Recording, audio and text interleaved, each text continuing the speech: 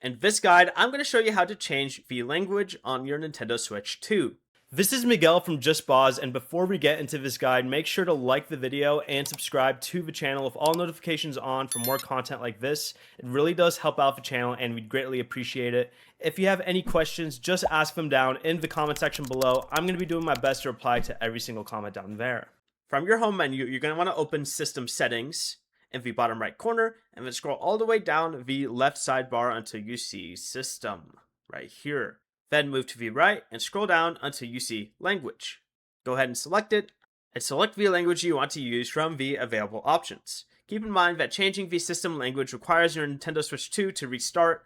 Any game or software currently suspended will be closed. Select Restart to confirm the change, or press the B button to cancel and return to the previous menu. Before you leave, remember to like the video and subscribe to the channel with all notifications on for more content like this. It really does help out the channel and we'd greatly appreciate it. And if you did have any questions, just ask them down in the comment section below. I'm going to be doing my best to reply to every single comment down there. Peace.